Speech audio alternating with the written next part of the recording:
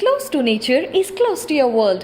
Myron Homes, Cherubic Farms at Chevilla, 7799949104. Welcome to I dream. భారత అంతరిక్ష సిగలో మరో కలికితురాయి చేరనుంది. ఇక అగ్ర దేశాలైన అమెరికా, చైనా, రష్యా వంటి దేశాలకి సాధ్యం కాని రీతిలో మన దేశ ఇస్రో అంతరిక్షంలో అయితే దూసుకెళ్తుంది. ఇప్పటికే మిగతా దేశాలకి సాధ్యం కాని రీతిలో చంద్రుడిపైన అనేక ప్రయోగాలు చేసి ఔరా అనిపించింది. తాజాగా మరొక ప్రయోగంతో ప్రపంచాన్ని నివ్వెరపరచబోతుంది మన ఇస్రో. తాజాగా మరికొద్ది గంటల్లో చంద్రయాన్ 3 అయితే నింగిలోకి దూసుకెళ్ళనుంది. సో ఇలాంటి టైంలో ఇప్పుడు అసలు చంద్రయాన్ 3 ఏంటి, దాని ప్రధాన ఉద్దేశం ఏంటి, అంటే దాన్ని నింగిలోకి పంపడానికి మనకు ప్రధాన ఉద్దేశం ఏంటి, దీని ఫలితాలు ఎలా ఉంటాయి, ఇలాంటి విషయాలన్నీ తెలుసుకుందాం. మనతో ప్రస్తుతం గతంలో ఇస్రోలో చేసిన సైంటిస్ట్ రామకృష్ణ ఉన్నారు. ఆయన అడిగి మరిన్ని విషయాలు తెలుసుకుందాం. సార్, ఇస్రో అయితే మరొక సాహసోపేతమైన ప్రయోగానికి అయితే శ్రీకారం చుట్టింది. చంద్రయాన్ 3 మరికొద్ది గంటల్లో నింగిలోకి వెళ్ళనుంది. సో అసలు ఈ చంద్రయాన్ 3 ప్రధాన ఉద్దేశం ఏంటి, ఈ చంద్రయాన్ 3తో మన దేశానికి ముఖ్యంగా స్పేస్ లో ఎటువంటి లాభాలు ఉంటాయి, ఏంటి అసలు? ఇస్రో తరఫున నేను మాట్లాడాలంటే ఇది ఒక గర్వకరమైన విషయం. మనం వచ్చి డీప్ స్పేస్ కమ్యూనికేషన్లో వెళ్తున్నాం. ఒక ప్లానెట్ నుంచి ఇంకో ప్లానెట్కి వెళ్తున్నాం. మనం వచ్చి అర్త్ నుంచి లూనార్ సర్ఫేస్ మీద ల్యాండ్ అయిపోతున్నాం. రేపు ఈ లాంచ్ ఉంది. దీనికి రేపు మధ్యాహ్నం 2:30 గంటలకి యాక్చువల్ టేక్ ఆఫ్ ఉంటుంది. 40 రోజుల తర్వాత లూనార్ సర్ఫేస్ మీద సక్సెస్ఫుల్గా launch అవ్వాలనేసి we pray for it and it will definitely take place. అది సార్, అయితే ఇది చంద్రుడి మీద ల్యాండ్ అవడానికి ఎంత టైం పడుతుంది? ల్యాండ్ అయ్యే టైంలో ఎటువంటి పరిణామాలు చోటు చేసుకుంటాయి? ఎందుకంటే గతంలో మనం చంద్రయాన్ 2 అనుభవం కూడా చూసాము. సో ఇప్పుడు దీనికి ఎటువంటి జాగ్రత్తలు తీసుకుంటున్నారు? దీనికి అంటే ఎంత టైం పడుతుంది అంటారు అసలు? చంద్రయాన్ 2 పార్షల్ సక్సెస్ అంట. చంద్రయాన్ 2లో మనకు వచ్చి ల్యాండింగ్ వచ్చి కొంచెం క్రాష్ ల్యాండింగ్ అయింది. చంద్రయాన్ 3లో ఆ క్రాష్ ల్యాండింగ్ కాకుండా స్మూత్ ల్యాండింగ్ అవడానికి ఆ పరికరాలని మనం ఎలా చేయాలో చేసేసి దాని ప్రకారం వాళ్ళు పేలోడ్ పెట్టారన్నమాట. అది అందువల్ల మనకి defects in Chandrayaan 2 is being taken in to consideration. అది అయిన తర్వాత దీంట్లో ఆ మార్పులు చేశారు. సార్, అంటే ఇది చంద్రుడి మీద ల్యాండ్ అయ్యడానికి అంటే ఎన్ని రోజులు పడుతుంది? ల్యాండ్ అయ్యే టైంలో ఎటువంటి పరిణామాలు చోటు చేసుకుంటాయి అంటారు అసలు, అంటే మీ అనుభవం ప్రకారం? అనుభవం ప్రకారం అంటే ఇది 40 days జనరల్గా ఈ జర్నీ టైం. 40 days అయిన తర్వాత ఇది ల్యాండ్ అవుతుంది. అండ్ నా అనుభవం ప్రకారం అంటే నేను వచ్చి కమ్యూనికేషన్ శాటిలైట్స్ వరకు నేను అక్కడ పనిచేశాను.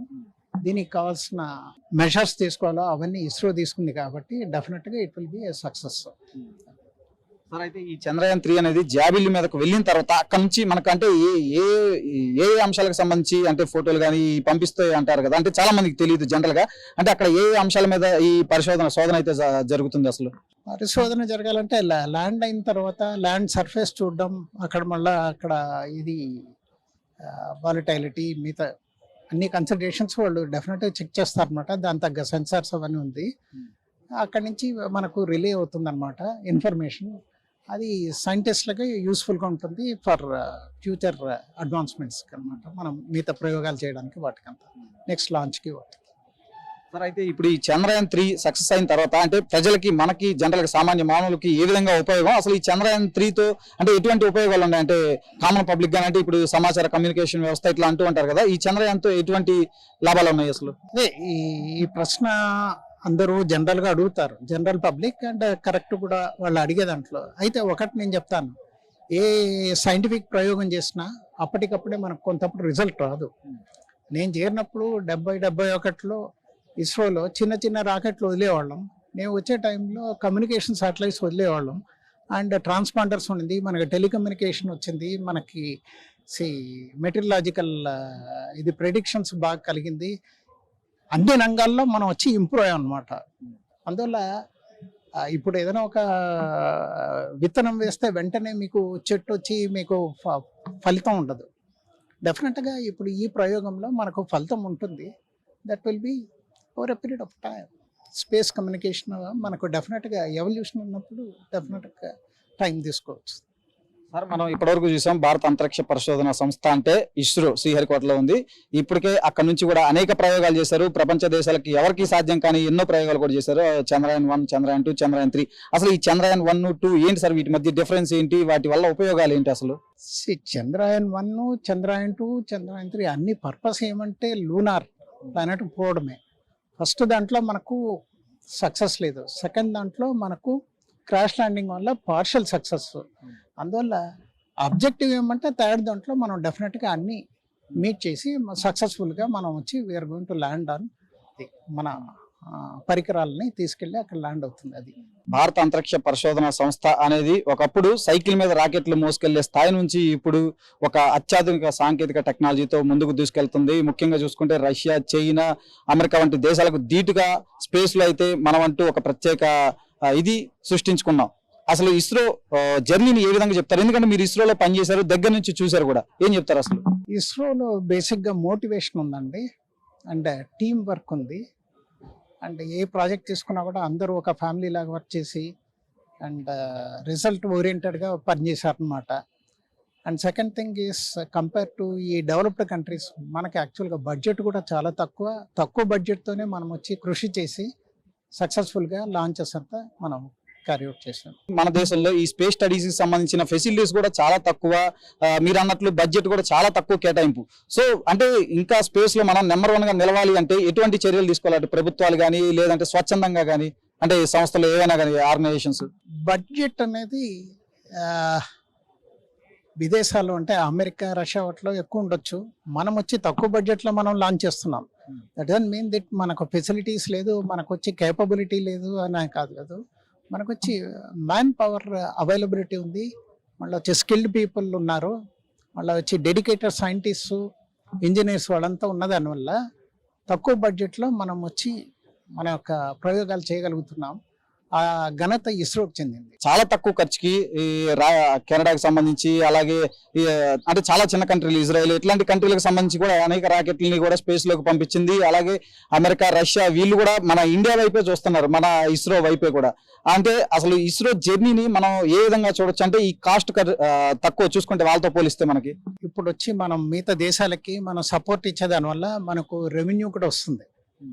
మనకు వచ్చే ఫారిన్ కాంపోనెంట్ అంటాం కదా, అవన్నీ మిగతా దేశాలకు మనం సపోర్ట్ ఇస్తున్నాం. వాళ్ళ శాటిలైట్స్ పెడుతున్నాం, మళ్ళీ వాళ్ళ దగ్గర నుంచి డబ్బులు తీసుకుంటున్నాం. అదే కాకుండా మన శాటిలైట్స్లో కొన్ని ట్రాన్స్పాండర్స్ అది అండర్ డెవలప్డ్ కంట్రీస్ మీద వాళ్ళకంతా మనం ఇచ్చి మనం రెవెన్యూ తెచ్చుకుంటున్నాం. దానికి అంతరిక్ష కార్పొరేషన్ని ఇస్రోలో అంటే మన డిపార్ట్మెంట్ ఆఫ్ స్పేస్లో ఒక వింగ్ ఉంది. వాళ్ళు they will handle global tenders, మళ్ళీ రెవెన్యూ పార్ట్ ఆఫ్ ఇట్ అదంతా అనమాట. అందువల్ల ISRO definitely is yielding revenue for the country also. Common public ప్రతి ఒక్కళ్ళు అనుకుంటూ ఉంటారు రాకెట్, అంతరిక్షం ఇవన్నీ చాలా ఇంట్రెస్టింగ్ గా ఉంటాయి సబ్జెక్టు, కానీ చాలా మందికి కూడా తెలియదు. చిన్నపిల్లలు మనకి పాఠాల్లో కూడా పెద్దగా వీటి గురించి ఉండదు. అంటే వీటన్నిటిని రేపు రాబోయే తరాలకు తెలియజేయాలి అంటే ఎట్లా, అసలు ఎటువంటి చర్యలు తీసుకోవాలంటారు? మెయిన్గా మోటివేషన్ ఉండాలండి. స్కూల్స్లో మోటివేషన్ క్లాసెస్ ఉండాలి. మోటివేషన్ వాళ్ళకి సైన్స్ అండ్ టెక్నాలజీ సైడ్ చిన్నప్పటి నుంచే వాళ్ళకి నేర్పాలి. ఇప్పుడు ఆయన రఘునందన్ గారు వాళ్ళంతా చేస్తున్నారు, స్కూల్స్ వాటికంతా వెళ్ళి వాళ్ళకంతా మోటివేట్ చేసి పిల్లల్ని సైన్స్ అండ్ టెక్నాలజీ సైడు మలుపు తిప్పడానికి అవన్నీ చేస్తున్నారు అనమాట. అలాంటిది డెఫినెట్గా ఇట్ ఈస్ రిక్వైర్డ్. లెక్చర్స్ అవి ఉండి పీపుల్ని మోటివేట్ చేసి వాళ్ళకి ఈ రంగంలో వచ్చి పనిచేయడానికి ఆస్పదం ఇప్పించారు. చంద్రయాన్ 3 అనేది రాబోయే రోజుల్లో ఇస్రో చేయబోయే ప్రయోగాలకి ఏ విధంగా మార్గదర్శిగా నిలుస్తుంది అంటారు? ఎందుకంటే ఇది ఒక భారీ ప్రయోగం, సాహసోపేతంతో కూడుకున్న ప్రయోగం. గతంలో విఫలమైన చంద్రయాన్ 2 అంటే పాక్షికంగా సక్సెస్ అయింది, అయినా కానీ మళ్ళీ పట్టు విడవకుండా కూడా ఇస్రో మరొకసారి ప్రయోగించి చంద్రయాన్ 3 ద్వారా నింగిలోకి వెళ్తుంది. సో ఇది రేపు రాబోయే ప్రయోగాలకి ఏ విధంగా దారితీస్తుంది అంటారు? బీయింగ్ ఫ్రమ్ ఇస్రో, నేను ఇస్రోలో ఇన్నేళ్ళు పనిచేసిన దానివల్ల ఈ ప్రయోగం తప్పకుండా సక్సెస్ అవుతుంది. అండ్ రాబోయే రోజుల్లో డెఫినెట్గా results from this mission will help for future అడ్వాన్స్మెంట్స్కి ఆ మాత్రం నేను చెప్పాలి. ఖచ్చితంగా ఇస్రో అయితే ఇప్పుడు చేపట్టిన ఈ చంద్రయాన్ 3 ఏదైతే ఉందో గతంలో జరిగిన పొరపాట్లు అంటే చంద్రయాన్ 1, చంద్రయాన్ 2 సమయంలో జరిగిన పొరపాట్లను వాటన్నిటిని అనుభవాలను దృష్టిలో పెట్టుకొని అవన్నీ రిపీట్ కాకుండా ఈసారి విజయవంతంగా నింగిలోకి తీసుకువెళ్ళి ఖచ్చితంగా జాడను కనిపెట్టేందుకు కూడా ఈ చంద్రయాన్ 3 అయితే ఖచ్చితంగా విజయవంతం అవుతుందని చెప్పి కూడా ఇస్రోలో పనిచేసిన ఉద్యోగి రామకృష్ణ అయితే చెప్తున్నారు. అలాగే ఇప్పటికే మనం ప్రపంచ దేశాలకు ఏ మాత్రం తక్కువ కాకుండా ముఖ్యంగా నాసాకు ధీటుగా కూడా మన ఇస్రో అయితే ప్రయోగాలు చేస్తుంది. సో ఇప్పుడు ఈ చంద్రయాన్ 3 అనేది రాబోయే రోజుల్లో మరిన్ని ప్రయోగాలకు మరింత ఉత్సాహాన్ని ఇస్తుందని అనడంలో కూడా ఎటువంటి సందేహం లేదు అని చెప్తున్నారు. అలాగే ముఖ్యంగా స్పేస్ స్టడీస్ గురించి ప్రతి ఒక్కరికి ఆసక్తి ఉంటుంది కాబట్టి ఎప్పటికప్పుడు మోటివేషన్ క్లాసెస్ అలాగే పాఠాల్లోని పాఠ్యాంశాల్లోనే స్పేస్ స్టడీస్ ని ఇంట్రడ్యూస్ చేయడం వల్ల చిన్నప్పటి నుంచే స్పేస్ మీద ఒక అవగాహన పెంచుకునే అవకాశం కూడా ఉంటుంది అని చెప్పి కూడా ఆయన అయితే సూచిస్తున్నారు.